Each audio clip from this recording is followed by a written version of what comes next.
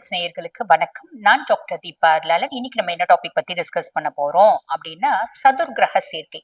4 கிரகங்கள் சூரியன், செவ்வாய், சுக்கிரன், புதன். இந்த 4 பேரும் பாத்தீங்கன்னா மகரத்துல, மகரம் அப்படின்றது காலபுருஷனுக்கு 10ஆம் பாவம், தொழில் ஸ்தானம். இங்க சேர்றாங்க. சேர்றதுனால நிறைய ராசிகளுக்கு எக்ஸ்ட்ராடினரி சூப்பர் டூப்பர் பெனிஃபிட்ஸ் அப்படின்றது இருக்குது. ஆப்வியஸ்லி பொதுவா கிரகங்கள் ஒரு கிரகம் ஒரு இடத்துல இருக்கு அப்படின்னாலும் பிளஸும் உண்டு, மைனஸ் பிளஸ் சூப்பரா 99% இருக்கு அப்படின்னாலும் மைனஸ் 1% இருக்குதான் செய்யும். அந்த மாதிரி ஒரு சில ராசிகளுக்கு மைனஸ் நிறையவும் இருக்கு. ஆக எந்தெந்த ராசிகளுக்கு சூப்பரா இருக்க போகுது, எந்தெந்த ராசிகள் என்னென்ன விஷயத்துல எச்சரிக்கையா இருக்கணும் இப்படின்ற பல சுவாரஸ்யமான விஷயங்கள் இந்த பதிவுல கொடுத்திருக்கேன். ஆக வீடியோ ஸ்கிப் பண்ணாம பாருங்க. பொதுவா ஒவ்வொரு கிரகமும் சூரியன் பாத்தீங்கன்னா ஜனவரி 14 மகரத்துக்கு வரா, பிப்ரவரி 13 வரைக்கும் மகரத்துல இருக்கா. செவ்வாய் ஜனவரி 16 மகரத்துக்கு வரா, பிப்ரவரி பாத்தீங்கன்னா ஏறக்குறைய 23 வரைக்கும் மகரத்துல இருக்கான். சுக்கிரன் ஜனவரி 13 மகரத்துக்கு பிப்ரவரி 6 வரைக்கும் இருக்கான். புதன் ஜனவரி 17 பிப்ரவரி 3 வரைக்கும் இருக்கான். ஆக ஒவ்வொருத்தவங்களும் ஒவ்வொரு நாள் வராங்க, ஒவ்வொரு நாள் போறாங்க. இந்த 4 பேரும் சேர்ந்து இருக்கிறது அப்படின்றது ஜனவரி 17 இருந்து பிப்ரவரி 3 வரைக்கும் 18 நாட்கள். 18 நாட்கள் உங்க ராசிக்கு என்ன நடக்க போகுது, நேரம் வீண் பண்ணாம சட்டுன்னு பாத்துக்கலாம் வாங்க. மிதுன ராசி அன்பர்கள், உங்களுக்கு இந்த சதுர் கிரக சேர்க்கை மகரத்தில், மகரம் உங்களுக்கு என்ன பாவம், 8ஆம் பாவம், அஷ்டமஸ்தானம். அஷ்டமஸ்தானத்துல 4 கிரக சேர்க்கை. அந்த 4 கிரக சேர்க்கைனால என்ன பலன்? ஃபர்ஸ்ட் நம்ம புதனை எடுத்துக்கலாம். புதனை பத்தி சொல்லணும் அப்படின்னா 1 மற்றும் 4க்கு அதிபன், உங்க சுயஸ்தானத்துக்கும் அவன் தான் அதிபன். அதே மாதிரி பாத்தீங்கன்னா சுகஸ்தானத்துக்கும் அவன் தான் அதிபன். ராசி அதிபன் லக்னாதிபன் பாத்தீங்கன்னா 8ல உட்கார்றது அவ்வளவு பெரிய ஃபேவரான விஷயம் கிடையாது. பேச்சுல ரொம்ப கவனம் அப்படின்றது வச்சுக்கணும். யாருக்கும் பெரிய லெவல்ல வாக்கு கொடுக்காதீங்க. இதை செஞ்சு கொடுத்துடுறேன், இதை ஆயிடும், இதை நான் முடிச்சிடுறேன், இந்த பிள்ளை ரொம்ப நல்ல பிள்ளை, இந்த பிள்ளையை உங்க பையனுக்கு நீங்க ஏன் வரனா பார்க்கக்கூடாது, இப்படி எல்லாம் நம்ம சொல்றோம் அப்படின்னா நம்ம ட்ராப் ஆகிறதுக்கு வாய்ப்பு உண்டு. இதுல கவனம் அப்படின்றது வச்சுக்கோங்க. அதே மாதிரி நம்ம கம்ஃபர்ட்டுக்காக நம்ம ஒரு சில விஷயங்கள் செய்யறோம் அப்படின்னு வச்சுக்கோங்களேன்.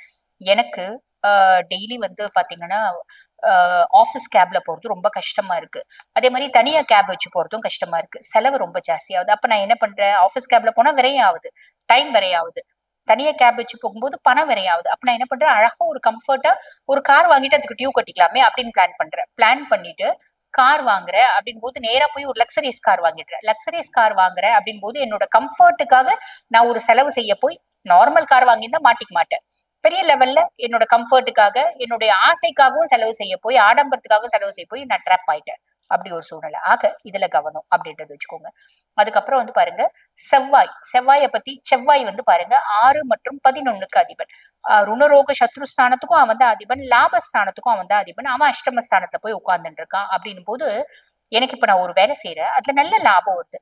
அந்த லாபமே எனக்கு நிறைய வரும் அப்படின்னு நினைச்சு நான் பெரிய லெவல்ல கடன் வாங்கிட்டேன் அப்படின் போது ட்ராப் ஆயிடுவேன். நான் இப்ப எங்க கடன் கேட்டாலும் கொடுப்பாங்க, எங்க கடன் கேட்டாலும் கொடுக்குறாங்களே, நான் கடன் வாங்கிட்டேன் அப்படின்னா நான் ட்ராப் ஆயிடுவேன். அதே மாதிரி பாருங்க, நண்பர்கள் எனக்கு ரொம்ப சப்போர்ட்டிவா இருக்குங்க. இப்ப என்னவோ தெரியல, அவங்களுக்கும் எனக்கும் ஆக மாட்டேங்குது. நாங்க பாருங்க பெரிய ஒரு கான்ஃபிளிக்ஸ் வருது. நான் அவங்க மேல கோவத்தை காமிக்க, அவங்க என் மேல கோவத்தை காமிக்க, வாக்குவாதம் அப்படின்றது முத்துது. அதனால நண்பர்கள் எதிரிகளா மாறக்கூடிய காலகட்டம் அப்படின்னு சொல்லலாம். மூத்த சகோதர சகோதரிகள் கிட்ட பேசும்போது கவனம் அப்படின்றத வச்சுக்கோங்க. ஆன்லைன் பிசினஸ் ஏதாவது செய்றீங்க அப்படின்னா, பெரிய லெவல்ல நீங்க இன்வெஸ்ட் பண்ணீங்க அப்படின்னா அதுல காம்ப்ளிகேஷன்ஸ் வர்றதுக்கு வாய்ப்பு உண்டு. நாங்க ரொம்ப யோசிச்சு நிதானமா கொஞ்சம் கொஞ்சமா இன்வெஸ்ட் பண்ணி லாபத்தை எடுக்கிறீங்க அப்படின்னும் போது அது பிளஸ்ஸா வரதுக்கு வாய்ப்பு உண்டு. புரியுதுங்களா? இதுல கவனம் அப்படின்றது வச்சுக்கோங்க. அதுக்கப்புறம் பாருங்க, நெக்ஸ்ட் பாத்தீங்கன்னா சூரியன் இருக்காரு. சூரியனை பொறுத்த வரைக்கும் உங்களுக்கு 3ஆம் பாவத்துக்கு அதிபன். 3ஆம் பாவத்துக்கு அதிபன் 8ஆம் பாவத்துல. உங்களோட தைரியமும் தன்னம்பிக்கையும் வேற லெவல்ல இருக்கும். அதாவது இளைய சகோதரர் தைரியஸ்தானம் இல்லைங்களா, தைரியமும் தன்னம்பிக்கையும் வேற லெவல்ல இருக்கும். சோ தைரியம் தன்னம்பிக்கையும் எனக்கு இன்பில்ட்டா நிறைய இருக்கு அப்படின்னு சொல்லிட்டு சும்மா யாராவது கோவப்படுறாங்க, சும்மா ஏதோ ஒரு வார்த்தை சொன்னாங்கன்னா உடனே காலரை புடிச்சுன்னு அடிக்க போயிடக்கூடாது. அது தப்பா போய் முடிஞ்சிடும். புரியுதுங்களா? அதே மாதிரி எனக்கு ஓவர் கான்பிடென்ட்னால நான் யார்கிட்டயும் சண்டைக்கு போக கூடாது. என்னோட ஈகோ நான் அதிகப்படுத்திக் கூடாது. இதுல கவனம் அப்படின்றத வச்சுக்கோங்க. அதே மாதிரி தம்பி தங்கச்சி இருக்காங்க அப்படின்னா அவங்க கிட்ட உங்களோட ஈகோவும் ஆளுமையும் நம்ம காமிக்கணும் அப்படின்ற அவசியம் இல்லை. இது காமிக்கல அப்படின்னா அவங்களோட சப்போர்ட் பரிபூர்ணமா கிடைக்கும். அதுக்கப்புறம் சுக்ரன் பாருங்க உங்களுக்கு 5 மற்றும் 12க்கு அதிபன். அதாவது பூர்வ புண்ணிய ஸ்தானத்துக்கும் அவன் தான் அதிபன், விரயஸ்தானத்துக்கும் மோட்ச விரயஸ்தானத்துக்கும் அவன் தான் அதிபன். அவன் 8ல போய் உட்கார்றா அப்படின் போது நிறைய மிதுன ராசி என்பர்களுக்கு ஒரு ஹிடன் சீக்ரசிஸ், ஒரு ஹிடன் ரிலேஷன்ஷிப், மறைமுக சொத்துக்கள் வரத்துக்கான வாய்ப்பு உண்டு. மறைமுக வருமானம் இது வரத்துக்கான வாய்ப்பு உண்டு. திடீர் தன பிராப்தி இது வரத்துக்கான வாய்ப்பு உண்டு. அப்ப ஹிடன் ரிலேஷன்ஷிப்ஸ், ஹிடன் பர்சனாலிட்டிஸ் அதெல்லாம் வராங்க அப்படின்னா இது செய்யாதீங்க, இது தப்பு, இதனால பிரச்சனை, அதெல்லாம் சொல்ல வரல. அதை நீங்க உங்க வாழ்க்கை எப்படி கொண்டு போனோமோ கொண்டு போய்க்கோங்க. அதனால நம்மளுக்கு கொஞ்சம் மன உளைச்சல் வரலாம், அதுல மட்டும் கவனமா வச்சுக்கோங்க. பொதுவாவே வந்து பாத்தீங்கன்னா 8ல இத்தனை கிரகங்கள் இருக்கிறது திடீர் மாற்றங்கள் அப்படின்றது கொடுக்கும். +2 அப்படின்னா -1.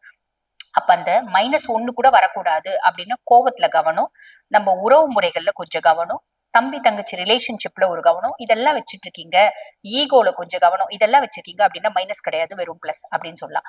அதே மாதிரி பாருங்க, பழைய பாதையை விட்டுட்டு புதிய பாதையை நீங்க தேர்ந்தெடுப்பீங்க. பழைய பாதை தப்பான பாதையா இருக்கலாம், புதிய பாதை நல்ல பாதையா இருக்கலாம், இல்ல பழைய பாதை சூப்பர் நல்ல பாதையா இருக்கலாம், புதிய பாதை தப்பான பாதையா இருக்கலாம். ஆக நீங்க எந்த பாதையை செலக்ட் பண்ண போறீங்க உங்களோட கையில தான் இருக்கு அப்படின்னு சொல்ல. ரகசிய முயற்சிகள் வெற்றி தரும் காலம். டைரக்டா நீங்க முயற்சி செய்யறதை விட ரகசிய முயற்சிகள் செய்வீங்கன்னு வச்சுக்கோங்களேன். உதாரணத்துக்கு ஒரு பெரிய குடும்பத்துல இருக்கீங்க, குடும்ப பிசினஸ் ஒண்ணு இருக்கு, இருந்தாலும் தனியா நீங்க உங்க சேஃப்டிக்கு கொஞ்சம் வந்து பாத்தீங்கன்னா ஒரு பிசினஸ் செய்றீங்க. இது உங்க மச்சா மூலியமா செய்றீங்க, மச்சிருச்சி மூலியமா செய்றீங்க, இல்ல மாமியார் மூலியமா செய்றீங்க அப்படின்னா அதுல ஒரு பெரிய லெவல்ல சக்சஸ் அப்படின்றது வரும், அதுல ஒரு பெரிய லெவல்ல லாபம் அப்படின்றது வரும். ஆராய்ச்சியில ஆர்வம் அதிகரிக்கும், ஆன்மீகத்துல ஆர்வம் அதிகரிக்கும், இதெல்லாம் இருக்கும். நண்பர்கள் மூலியம் மறைமுக லாபம் அப்படின்றது வரத்துக்கு வாய்ப்பு உண்டு. ஆனா மன அழுத்தம் வரத்துக்கு வாய்ப்பு உண்டு. ஆரோக்கியத்துல கவனம் வச்சுக்கோங்க. நிறைய பேருக்கு பிறப்புறுப்பு சார்ந்த நோய்கள், நரம்பு சார்ந்த நோய்கள், ரத்தம் சார்ந்த நோய்கள், ஹீட் ரிலேட்டட் டிசார்டர்ஸ், இருதயம் சார்ந்த நோய்கள், கண்ணு வலி, கண் சம்பந்தப்பட்ட பிரச்சனைகள், தலைவலி, இதெல்லாம் வரத்துக்கு வாய்ப்பு உண்டு. அதுல கவனம் அப்படின்றது வச்சுக்கோங்க. ஸோ சின்ன சின்ன விஷயத்துல கவனமா இருக்கீங்க அப்படின்னா பிளஸ்ஸை மட்டும் அனுபவிப்பீங்க, மைனஸ் கிடையாது. வாழ்த்துக்கள். இப்ப நான் உங்க ராசிக்கு சொன்னது வந்து பாருங்க இந்த சதுர்கிரக சேர்க்கையின் பொதுவான பலன்கள். இப்ப இந்த பதிவை பார்த்துட்டு இருக்கோங்கம்மா, இந்த சதுர்கிரக சேர்க்கை நான் எப்படி பக்காவா யூட்டிலைஸ் பண்ணிக்க முடியும்? இப்போ ஒரு தொழில் ஆரம்பிக்கணும்னு நினைக்கிறேன், இந்த காலகட்டம் இந்த தொழில் ஆரம்பிக்கலாமா? இப்ப நான் ஒரு பையனை லவ் பண்ணிட்டு இருக்கேன், இந்த காலகட்டம் அந்த பையன் வீட்டுல போய் நம்ம பேசலாமா, கல்யாணத்தை பத்தி பேசலாமா? இப்ப நான் ஒரு பொண்ணை லவ் பண்ணிட்டு இருக்கேன், அந்த பொண்ணு வீட்டுல நான் வந்து திருமண பேச்சு ஆரம்பிக்கலாமா? இப்ப நாங்க வீடு கட்டலாம்னு நினைக்கிறோம், இந்த காலகட்டம் செய்யலாமா? பிள்ளைங்களை வெளிநாடு அனுப்பலாம்னு நினைக்கிறோம், இந்த காலகட்டம் செய்யலாமா? பிள்ளைங்களால ரொம்ப கஷ்டத்துக்கு ஆளாகிறோம், அதுக்கு பரிகாரம் பண்ணலாம்னு நினைக்கிறோம், அதுக்கு தீர்வு தேடுறோம், இந்த காலகட்டத்துல தீர்வு நடக்குமா? இப்படி பல கேள்விகளுக்கு உங்க சுய ஜாதகம் தாங்க இண்டெக்ஸ். உங்க சுய ஜாதகத்தை பார்த்தா எல்லா கேள்விகளுக்கும் பதில், தீர்வு அப்படின்றது சாலிடா உண்டு. ஆக உங்க சுய ஜாதகத்தை பார்க்கணும் அப்படின்னா நான் பேசிட்டு இருக்கும் போது என்னோட வாட்ஸ்அப் நம்பர் கொடுத்துருப்பாங்க, அந்த வாட்ஸ்அப் நம்பருக்கு கால் பண்ணி அப்பாயின்மெண்ட் ஃபிக்ஸ் பண்ணி என்கிட்ட பேசிக்கலாம். தேங்க்யூ.